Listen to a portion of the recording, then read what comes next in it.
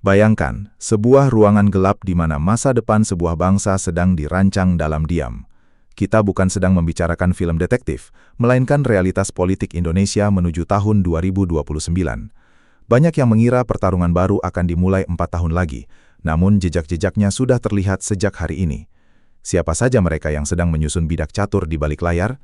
Dalam investigasi kali ini, kita akan mengungkap skenario besar yang mulai dimainkan oleh para calon kuat. Persiapkan diri Anda, karena ini bukan sekadar politik biasa. Ini adalah perburuan tahta yang penuh misteri. Halo semuanya, selamat datang kembali di kanal kita yang selalu haus akan fakta dan analisis mendalam. Hari ini kita akan menyelami topik yang sangat krusial, namun seringkali luput dari perhatian publik secara mendetail, yaitu Bursa Calon Presiden 2029. Kita akan membedah profil, kekuatan, hingga potensi skandal atau tantangan yang mungkin menghambat langkah mereka. Video ini akan memberikan Anda perspektif baru tentang bagaimana peta kekuatan politik kita akan bergeser. Pastikan Anda menyimak hingga akhir karena ada satu nama kejutan yang mungkin tidak pernah Anda duga sebelumnya. Mari kita mulai dengan meninjau fondasi utama dari dinamika ini, yaitu warisan kepemimpinan saat ini yang akan menjadi batu loncatan di masa depan. Setiap pergerakan politik di tahun 2029 tidak akan lepas dari bayang-bayang kebijakan yang diambil sekarang. Kita melihat bagaimana infrastruktur politik mulai dibangun dengan sangat rapi oleh faksi-faksi tertentu. Ada pola yang berulang, di mana kedekatan dengan pusat kekuasaan menjadi modal awal yang sangat berharga. Namun, apakah modal ini cukup untuk bertahan hingga 5 tahun ke depan? Kita harus melihat lebih jauh ke dalam berkas investigasi politik kita untuk menemukan jawabannya. Nama pertama yang harus kita perhatikan tentu saja adalah Gibran Rakabuming Raka, sosok muda yang kini berada di posisi strategis. Perjalanan politiknya seringkali diibaratkan sebagai langkah cepat yang penuh kejutan dan kontroversi di mata publik. Sebagai wakil presiden saat ini, ia memiliki panggung yang sangat luas untuk memamerkan kapasitasnya kepada jutaan pasang mata. Namun di balik itu semua, banyak pengamat yang mempertanyakan apakah ia mampu berdiri sendiri tanpa bayang-bayang ayahnya di tahun 2029. Ini adalah sebuah ujian kepemimpinan yang nyata bagi sang putra mahkota di tengah arus kritik yang terus mengalir. Kita perlu melihat bagaimana Gibran membangun basis pendukungnya di kalangan anak muda yang merupakan pemilih mayoritas. Strategi komunikasinya yang cenderung santai namun tajam di media sosial seringkali menjadi senjata ampuh untuk menarik simpati. Namun, politik bukan hanya soal popularitas digital, melainkan juga soal negosiasi di balik pintu yang terkunci rapat. Apakah ia berhasil mengamankan dukungan dari partai-partai besar yang mungkin memiliki agenda sendiri? Jejak digital dan rekam jejak kebijakannya selama beberapa tahun ke depan akan menjadi bukti utama yang menentukan nasibnya di tahun 2029 nanti. Selanjutnya, kita tidak bisa mengabaikan Anies Baswedan yang tetap menjadi figur sentral bagi oposisi maupun kalangan intelektual. Meskipun tidak lagi menjabat di posisi formal, pengaruhnya di akar rumput masih terasa sangat kuat dan terorganisir dengan baik. Anies dikenal dengan retorika yang memukau dan kemampuan untuk menyatukan berbagai elemen masyarakat di bawah satu narasi perubahan. Pertanyaannya, apakah narasi ini masih akan relevan dalam 5 tahun ke depan saat kondisi ekonomi dan sosial berubah? Dia saat ini sedang menata kembali kekuatannya, bergerak secara gerilya untuk memastikan namanya tetap ada di barisan depan. Strategi Anies tampaknya adalah menjaga relevansi melalui diskusi publik dan kehadiran internasional yang konsisten. Ia membangun citra sebagai pemimpin yang visioner dan mampu berdialog di tingkat global, sebuah kelebihan yang jarang dimiliki kandidat lain. Namun, tantangan terbesarnya adalah kendaraan politik. Tanpa partai yang solid, langkahnya akan selalu terganjal oleh ambang batas pencalonan. Kita melihat adanya upaya untuk membangun koalisi rakyat yang bisa menekan partai-partai politik agar meliriknya kembali. Investigasi kita menunjukkan bahwa ada pertemuan-pertemuan rahasia yang mulai dilakukan untuk menjajaki kemungkinan baru ini. Beralih ke Jawa Tengah, kita memiliki Ganjar Pranowo, yang meskipun sempat mengalami penurunan momentum, tetap memiliki mesin politik yang masif. Partai PDI Perjuangan tentu tidak akan tinggal diam dan pasti sedang mempersiapkan strategi balas dendam atau pemulihan citra. Ganjar masih memiliki loyalitas yang kuat dari sebagian besar kader partai di tingkat daerah yang menjadi tulang punggung pergerakannya. Namun, dinamika internal Partai Banteng ini seringkali sulit diprediksi dan penuh dengan intrik kekuasaan yang tajam. Apakah Ganjar akan tetap menjadi pilihan utama, ataukah ada darah baru yang akan dimunculkan oleh Megawati Soekarnoputri? Fokus Ganjar ke depan mungkin akan lebih banyak pada konsolidasi di tingkat basis untuk membuktikan bahwa ia belum habis. Ia perlu menunjukkan bahwa kegagalan sebelumnya hanyalah sebuah hambatan kecil dalam perjalanan panjang menuju puncak kekuasaan. Kita bisa melihat bagaimana ia mulai aktif kembali melakukan kunjungan-kunjungan ke daerah, menyerap aspirasi seolah-olah kampanye sudah dimulai esok hari. Namun, musuh dalam selimut dan persaingan antar faksi di internal partainya bisa menjadi kejahatan politik yang menghentikan langkahnya secara tiba-tiba. Investigasi mendalam kita menemukan adanya ketegangan yang belum tuntas di dalam lingkaran elitnya. Jangan lupakan Ridwan Kamil, sang arsitek yang kini mulai merambah panggung nasional dengan sangat lincah dan terukur. Kemampuannya dalam mengelola opini publik melalui visual dan media sosial menjadikannya kandidat yang sangat modern dan adaptif. Kang Emil, sapaan akrabnya, memiliki rekam jejak pembangunan yang nyata di Jawa Barat yang bisa dijual sebagai bukti kompetensi. Namun, ia harus berhati-hati agar tidak hanya terlihat sebagai pemimpin kosmetik yang hebat di permukaan saja. Tantangan baginya adalah meyakinkan pemilih di luar Pulau Jawa bahwa ia adalah pemimpin nasional yang inklusif bagi seluruh rakyat. Ridwan Kamil saat ini sedang berada di persimpangan jalan politik yang sangat menentukan masa depannya nanti. Bergabung dengan partai besar memberinya tiket, namun juga memaksanya untuk tunduk pada komando partai yang terkadang membatasi ruang geraknya. Kita melihat dia mulai sering tampil dalam agenda-agenda strategis pemerintah, mencoba untuk tetap berada di lingkaran pusat perhatian tanpa terlihat terlalu ambisius. Ini adalah permainan catur yang sangat halus, di mana satu langkah salah bisa membuat karirnya tamat sebelum tahun 2029 tiba. Mari kita telusuri lebih dalam siapa saja aliansi yang sedang ia bangun di balik layar. Lalu ada sosok Erick Thohir, sang pengusaha sukses yang kini memegang kendali atas banyak aset strategis negara melalui BUMN. Kekuatan finansial dan jaringannya yang luas, baik di dalam maupun luar negeri, menjadikannya pemain yang sangat berbahaya. Erick dikenal sebagai problem solver yang sering diberikan tugas-tugas sulit oleh presiden saat ini yang membangun citranya sebagai eksekutor hebat. Namun, keterlibatannya dalam dunia bisnis juga menjadikannya target empuk bagi serangan isu konflik kepentingan di masa kampanye nanti. Kita harus menyelidiki apakah kerajaan bisnisnya akan menjadi aset atau justru beban bagi ambisi politiknya di tahun 2029. Erick Thohir sangat mahir dalam memanfaatkan panggung olahraga dan hiburan untuk meningkatkan popularitasnya secara organik di mata publik. Kepemimpinannya di PSSI memberikan ia eksposur yang luar biasa kepada jutaan penggemar sepak bola di seluruh penjuru Indonesia.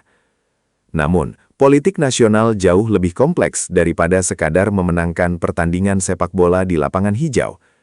Ia harus membuktikan bahwa ia memiliki empati sosial yang dalam, bukan hanya sekadar manajemen profesional yang dingin dan kaku. Investigasi kita mengamati adanya pergeseran gaya komunikasinya yang kini lebih banyak menyentuh sisi-sisi humanis masyarakat bawah. Sekarang, mari kita bicara tentang potensi munculnya dark horse atau kuda hitam yang mungkin belum masuk radar utama kita hari ini. Dalam sejarah politik Indonesia, selalu ada tokoh yang muncul di saat-saat terakhir dan mengacak-acak prediksi para pengamat ahli. Sosok ini biasanya datang dari kalangan kepala daerah berprestasi atau menteri yang bekerja dalam diam tanpa banyak pencitraan. Mereka adalah ancaman nyata bagi para kandidat yang sudah merasa di atas angin saat ini. Siapakah mereka?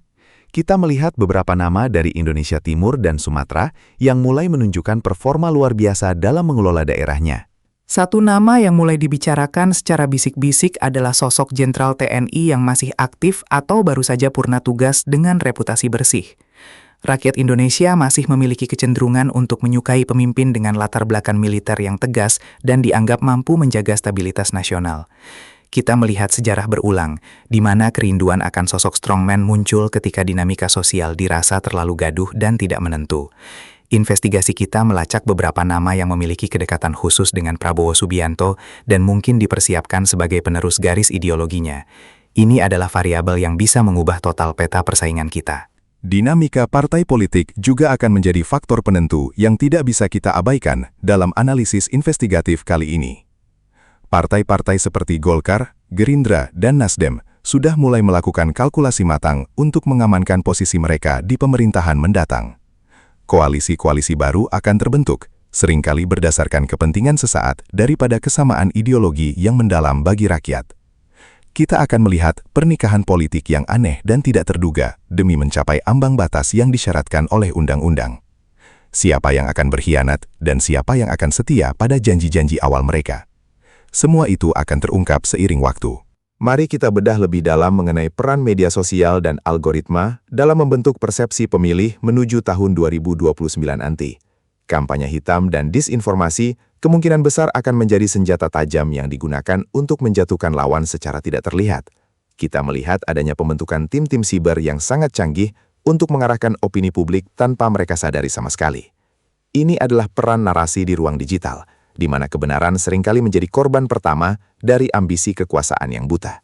Investigasi kita menemukan pola-pola bot dan akun palsu yang mulai aktif kembali menyebarkan narasi-narasi tertentu. Isu ekonomi akan tetap menjadi barang bukti utama yang akan ditagih oleh masyarakat kepada para calon pemimpin masa depan tersebut. Siapapun yang bisa menjanjikan stabilitas harga pangan dan ketersediaan lapangan kerja akan memiliki keunggulan yang signifikan di mata pemilih. Kita melihat bagaimana para kandidat mulai menyusun tim ekonomi yang terdiri dari pakar-pakar ternama untuk merancang program yang terlihat realistis. Namun, janji kampanye seringkali berbeda jauh dengan realitas saat mereka sudah duduk nyaman di kursi kekuasaan. Rakyat sudah semakin cerdas dalam menilai mana janji yang tulus dan mana yang hanya sekedar omong kosong belaka.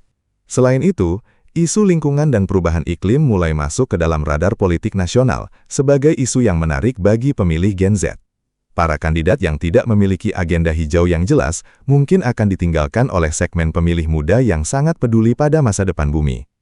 Kita melihat beberapa tokoh mulai berjualan isu keberlanjutan dan energi terbarukan dalam setiap pidato publik yang mereka sampaikan akhir-akhir ini. Namun, apakah ini hanya sekedar greenwashing politik untuk mendapatkan suara, atau memang sebuah komitmen yang mendalam? Investigasi kita akan terus memantau rekam jejak mereka terkait kebijakan lingkungan di daerah masing-masing. Keterlibatan aktor internasional juga menjadi elemen misterius yang seringkali mempengaruhi hasil pemilihan di negara sebesar Indonesia. Kepentingan negara-negara besar seperti Amerika Serikat dan Tiongkok terhadap stabilitas kawasan akan membuat mereka memperhatikan siapa yang akan menang. Meskipun tidak secara langsung, dukungan atau penolakan dari komunitas internasional bisa mempengaruhi kepercayaan pasar dan stabilitas ekonomi nasional. Para calon presiden 2029 harus mampu menavigasi kepentingan global ini tanpa mengorbankan kedaulatan bangsa Indonesia sendiri. Ini adalah tugas diplomatik yang sangat berat dan membutuhkan kematangan politik yang luar biasa dari mereka. Mari kita lihat profil para kandidat perempuan yang mungkin akan memberikan warna baru dalam kontestasi politik di tahun 2029 mendatang. Nama-nama seperti Puan Maharani atau mungkin tokoh-tokoh perempuan dari kalangan profesional mulai menunjukkan taringnya di panggung nasional.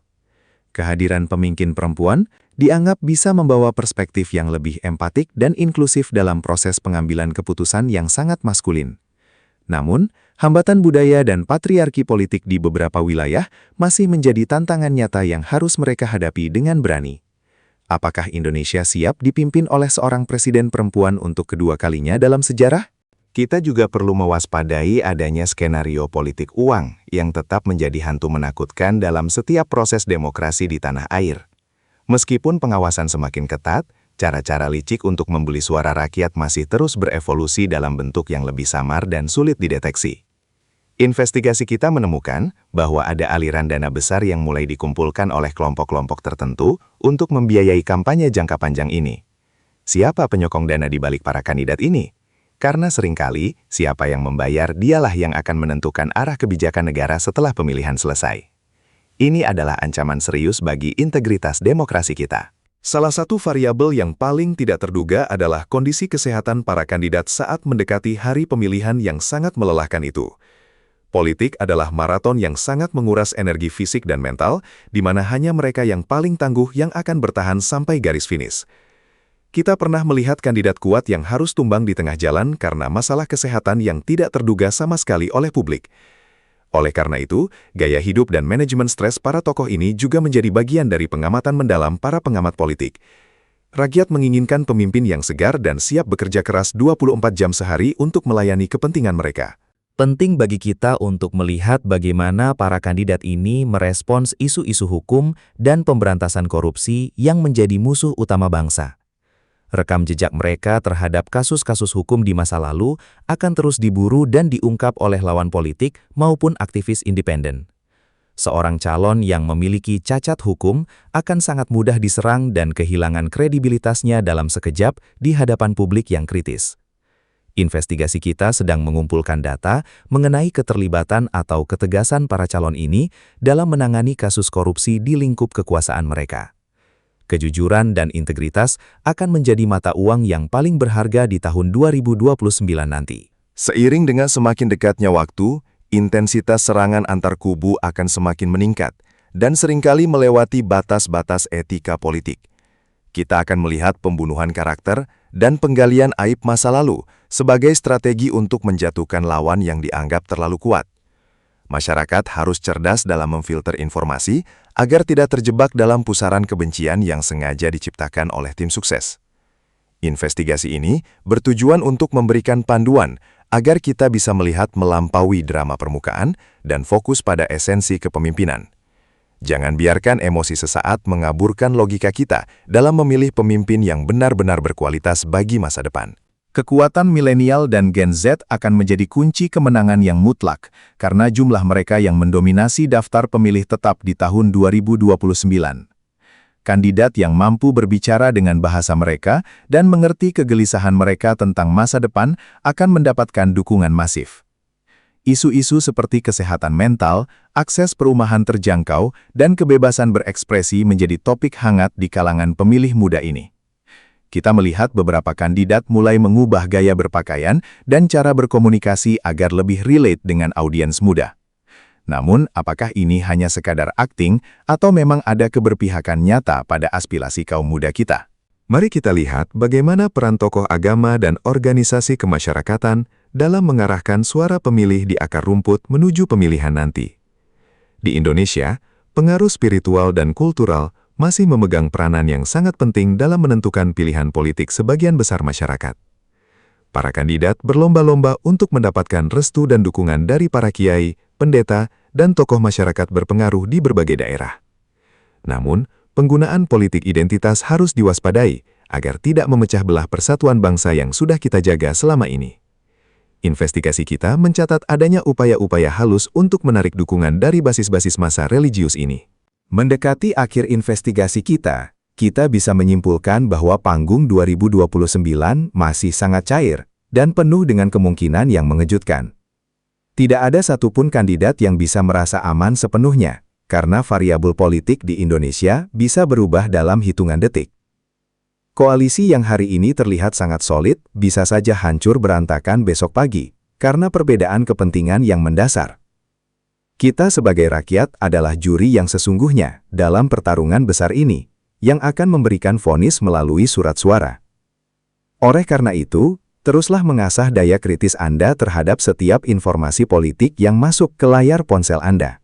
Siapakah yang pada akhirnya akan keluar sebagai pemenang dan membawa Indonesia menuju era baru di tahun 2029?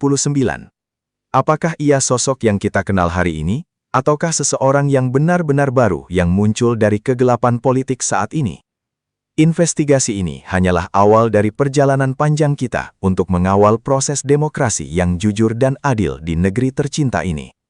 Kami akan terus memantau setiap pergerakan, setiap transaksi politik, dan setiap janji yang diucapkan oleh para calon tersebut.